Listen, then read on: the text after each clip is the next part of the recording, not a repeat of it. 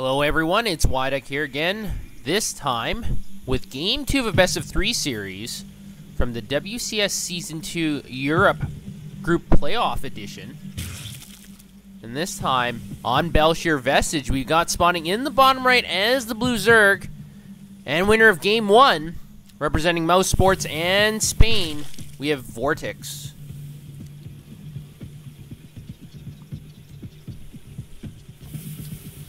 And Vortix was able to claim victory convincingly in Game 1 over his opponent, spawning in the top left as the Red Terran, representing Team Millennium and Korea. We've got Forgg.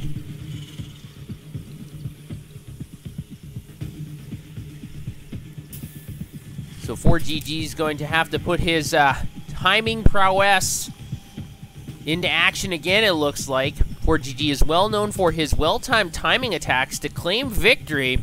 Didn't work out in the previous game, so is Forgg going to be able to bounce back and force this series to a Game 3, or is this going to be a really, really fast series? Now, he is opening up with a very safe and standard barracks on the high ground first. Looks like Vortix is getting 300 minerals here, it looks like. So he's probably going to be going for 15 hatch at his natural. So neither player is doing anything really surprising here. Now, we are on Shir Vestige, and I'm not sure if Forgg is going to be going for Reapers. Reapers are not as powerful on this map, simply because you have to jump up 2 levels of elevation to get into the main. So the only way to get into the main is to actually come into the natural area and jump up. But there are small areas that you can jump up where it is generally undetected, such as here, and then you can hop up onto the 3rd level. So Reapers can be useful. And there we go, Forgg is going to be going for that Reaper. Now, the drone has been able to scout out that barracks, so Vortix should know what is going to be coming inbound. Now, he has put down the spawning pool and the extractor, so it looks like Vortix will be getting early Zergling speed, and I think that is a very good counter to Reapers. Otherwise, Forgg might have a field day picking off a lot of drones for the low price of nothing. And he's actually going to be getting a second Reaper behind this. So Forgg is really committed to this. And I think Forgg is going to be going for another factory right after this. Maybe get some fast Hellions to supplement his Reaper harassment platoon. Now that expansion hatchery is up right now. So is Vortix? Yes, Vortix is going to be building some queens. And at the early beginning, it's going to be a little bit difficult here, as Forgg jumps up into that spot like I mentioned before, to transfer units between the main and the natural, because there is no creep spread that connects the bases. And Vortix has to be careful here. He might lose a drone. He's going to turn it into a spore crawler. Good micro by Vortix. And now with the Zerglings out on that creep, that Reaper is going to have to disengage just temporarily. He's going to be jumping down the cliff. No, he's not. He's just going to be kiting these Zerglings all day, it looks like, waiting for reinforcements. But once those 2 queens pop out, these Reapers are not going to be able to do nearly as much damage. You do have 2 out right now. Zergling speed is a 3rd done. So about another minute or so, these Reapers will be totally stopped, it looks like. Now, these Reapers have to be very careful here. They're already taking a lot of damage, and with the queens on both sides flanking them, and now with no escape route, because he cannot jump down 2 levels, which is very unfortunate for these Reapers. These Reapers are kind of stuck behind enemy lines. Now, they are regenerating, but those queens do have range. This Reaper is still in the red and taking damage. Great control by Vortix, focusing down on that red Reaper, but it looks like the Reapers have been able to play the merry-go-round and escape temporarily. Also able to pick off a queen. I'm sorry, a drone. The queen does retaliate, picking off 1 Reaper. Resources lost is fairly even here, but at least for Forgg, was able to get a full scout on that base, knows the timing of that extractor, and he is going to be retreating with that surviving Reaper. Now, we do have Hellions on the way from Forgg, and also a 3rd command center. And I can't remember the last time I saw 3 command centers touching each other in the main. Now, that Overlord is going to be floating in here from Vortix, so he is going to be able to spot this very fast 3rd CC. It's only 6.5 minutes into the game, and this 3rd command center is almost finished. We do have the Lone Marine firing into that Overlord, but unfortunately for that Overlord, he probably will pop. It's just a matter of time, but he is able to get the full scout on the base. So Vortix does know we do have a lot of Hellions on the way, as well as a very fast third command center. Vortix is going to counter by building his third hatchery of his own. But we still don't have any roaches on the field, or any inclination that he's going to be building different units other than Zerglings and Queens. And Hellions really, really destroy Zerglings very quickly. And it looks like the hit squad of 6 Hellions is going to be moving across the map here. Forgg also has the bunker protecting his natural. So if a Zergling counterattack wants to come in, it might be a little bit difficult. He'll have to run by. Might be able to get through. Now we do have double evolution chambers coming down near the natural Vortex, and this is going to really prevent any Hellions from directly coming in here and burning all these drones. But this third base is wide open, but there are no drones here. So unfortunately for Forgg, his hit squad of Hellions, looks like he's trying to bait the Queens out. But Vortix is a little bit smarter than that. He's still leaving all the Queens right at the front door. Now, these Hellions are going to be harassing these eggs,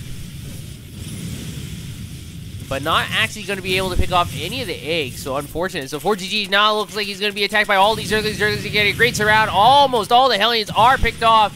Half of them do go down very quickly, and still a whole bunch of the Zerglings are left. Hellions are in full retreat, as well as that Lone Reaper. He's actually regenerating, something the Hellions cannot do, but these Zerglings are still giving great chase. And unfortunately, this Reaper is going to go down as well. With only one Hellion left, this bunker is under extreme attack. We've got lots of Zerglings in the front, but the Zerglings are going to pull back here. Resources lost is heavily in favor of Vortex. So Forgg with this small harassing group of Hellions, basically they all go down and only pick off a few Zerglings. So not a very good trade for Forgg. So Vortex is definitely ahead in my opinion. Now he is getting 2 more Extractors at his third. He's going gas crazy. He's also got 1-1 on the way with his melee attack slightly ahead of his armor. And we don't have any engineering base for Forgg. He is constructing them. So it looks like Vortex is going to have the upgrade advantage once again in this game, just like the last. And he's also going to be supplementing his income by getting a 4th as well at the 10-minute mark. Vortex is playing very, very greedy. Now, if Forgg is able to pick up on this, he might be able to counter it and do some economic damage, as Vortex is really, really drone heavy. He's got 70 drones to 54, so in his army, he only has about 25 army supply. And with all these Marines, Forgg might be able to do some damage here, and I think that if he can scout this out, then he might be able to do that. Now, Vortex is assembling a small group of Zerglings near the natural of Forgg, but Forgg is going to deploy his units over to his new third. Now, generally, as a player, you get this as your third because it's easier to defend, because this ramp is closer to your natural, and this area is blocked off at least half by rocks. This space is a little bit more difficult to defend because they can come up here and it's a lot closer to your opponent's base. But Forgg is going to elect to take this as his third anyways. He's putting down a bunker. The Zerglings are going to rush in here, but with Stim Marines, these Zerglings are not going to be able to do very much. We do have centrifugal hooks on the way, as well as +2 attacks. +1 attacks is already finished. Now, this 4th base by Vortex doesn't look like it's going to pay off right now, as it is already under attack. Now, the Zerglings are going to try and get us around, but we have 2 packs of Marines here. The Marines are stimming and able to protect the other half of that army, and now all the drones are getting picked off. This hatchery is under attack.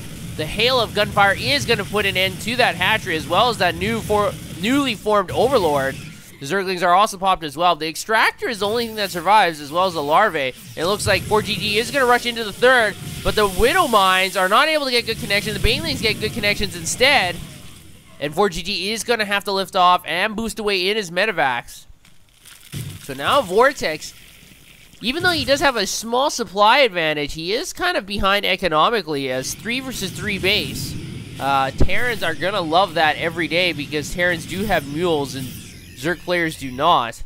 So Vortex really needs to take out this third, as it is closer to his base and it's a lot harder for Forgg to defend. But it looks like we do have some Mule harass going on at the natural of Forgg, but Vortex is going to pull back. We've got lots of Stim Marines here. And there's the rain of mules coming down like I talked about.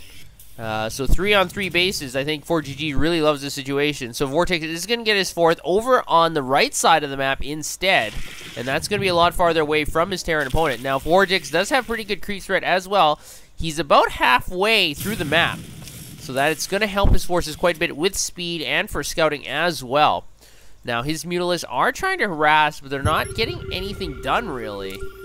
Resources lost is actually heavily in favor of Forgg, so Vortix, I feel like, is still a little bit behind, even though he does have the supply advantage. He is getting more Banelings, and that's going to bring his army total up to 30 Banelings and 12 Mutalisks. That's quite a few Banelings. Now, we do have 2 missile turrets on the side here, going to be able to scare away these Mutalisks.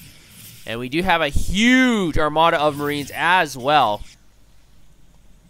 And is Forgg going to go for a timing here? It looks like he's going to be... No, he's going to retreat for now. Vortix does have his 4th hatchery. I'm trying to get the extractors up as well. Now, the upgrade advantage has basically... Now, Forgg has the upgrade disadvantage currently, but he is stampeding in here. He puts on a scan. He's able to clean up a few creep tumors, but the Zerglings and Banelings are going to scare them away. Oh, Banelings get awesome connections. About 8 or 9 Marines do go down in a matter of seconds, and it looks like Forgg is going to retreat back here. That Widow Mine, a lot of friendly fire damage. That second one, a lot better, just only targeting down Zerg units. Now, this bunker is under attack. The Mutalisks are trying to scare away these very damaged Marines. The Banelings are rolling in as well. I feel like if these Banelings get any connections, a lot of the Marines will go down. This bunker does provide a lot of supplementary firepower, and these Marines will survive to fight another day, so the supplies is dropping. And now this 4th base for Vortix is under attack as well. The Mutalisks are able to come back and defend that base. So actions on both sides of the map. Forgg has been able to hold his 3rd. Unfortunately, not that many miners left. It looks like a lot of miners were killed or pulled off the line. I missed that action. And Vortix was able to hold his 4th as well. And it looks like we're going to have a date between Forgg and Vortix at this 4th hatchery. He's going to come in here with all the Marines. The Widow Mines are able to plant, get some good connections on those Zerglings as well. We only have 1 Baneling in this composition, and boom, it goes away. Now, we have 38 on the map in total. Should be able to do a lot of damage to these Marines. They're all clumped up in the back, though. Oh, my gosh. I've never seen so many Marines go down in one flurry. Like, what just happened there? And there's still 4 Banelings on the map, but the Widow Mines are here as well for Forgg. Forgg is still pushing forward with his Marines. Now, Forgg does have a 30 supply disadvantage, but he was able to take out that 4th base. So Forgg might be able to push an advantage here. Now, Vortix has reestablished another 4th base over to the left side of the map this time. But Forgg is still pushing forward, and now picking off stray drones, still mining from this missing 4th base. Now, Vortix is going to counter with his Mutalisks harass at that 3rd base, actually focusing down on that orbital command. Interesting, not going for SCVs instead. And that orbital command is half finished, but still alive, not even burning yet. I'm not sure if that was the right play. It might have been better to go after SCVs instead. So Forgg is stabilizing again, once again on 3 bases, as well as Vortix. He's getting more and more Banelings. He has 13 under construction, as well as 15 in his army currently. But we have a big drop at the main. 8 Marines are dealing a lot of damage to these drones. The Queen does go down as well, focusing down on all these miners. Zerglings are coming in here to reinforce. At the same time, we have an engagement on the creep close to Vortix's 4th base. Marines are cleaning up all the creep. And finally at the main base, it is cleaned up with that Mutalisks reinforcement. Forgg is going to withdraw, but now the supplies are fairly even. And if you take a look at resources lost, it's heavily in favor of Forgg. And that's what you have to do as a Terran player, simply because you are generally behind by 1 base if the Zerg is playing well. Zergs do throw away their units much more. They don't have to be nearly as cost efficient. But it looks like Forgg is coming in here and putting down a scan, able to clean up a couple creep tumors. That is important because that creep is going to recede. As a Terran player, you generally do not want to engage on creep if you don't have to. So cleaning up that creep is very essential. Now Vortix is going to try and fly by. The turrets do some damage, but none of the Mutalisks are destroyed. And now it looks like the main base is going to be under attack, as well as production area. We do have a lot of Marines in here trying to clean up all these Mutalisks. Now the Marines are storming up the ramp, and it looks like these Mutalisks are going to have to flee. So this harassment is going to end finally, only after a few moments. And it looks like Vortix is not controlling the Mutalisks. They're all just getting eaten up by all these Stim Marines. Half the Mutalisk force is eaten up for the low cost of basically just a few Marines. So Vortix wasn't paying attention for a moment. And now the rest of the Mutalisk pack is going to get cleaned up. Great positioning by Forgg, putting the Stim Marines on this ramp. And actually, you can't run away because this is the edge of the map. So great positioning by Forgg. Not very good control by Vortix. And now Forgg has a commanding supply lead by about 25 supply, and also resources lost is heavily in favor of our Terran player. He's also getting 3-3, which is half done. And we don't even have layer 4 Vortex. Now, Banelings do get a good connection, at least able to clean up some of those Marines. Now, the Zerglings and Mules are going to try and flank here, but the Widow Mines are placed in between these Marines as well. And we do have a pickup of all those Marines into those medevacs.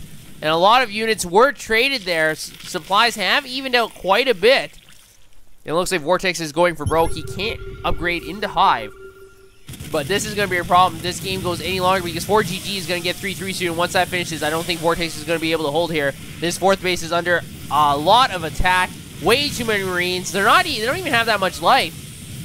But once they're stimmed, they just do so much DPS, especially against Mutalisks. Zerglings are coming in here to reinforce. Banelings do get good connections. Unfortunately, there's not that many Banelings. And the Mutalisks are just flying solo now. The Marines are just picking them apart. There's also a Hellbat in this composition with 7 kills with Blue Flame. 8 kills now. I don't think the Mutalisks are going to be able to hold. There's only a few Marines here. Zerglings are reinforcing, but we got more and more Marines coming in.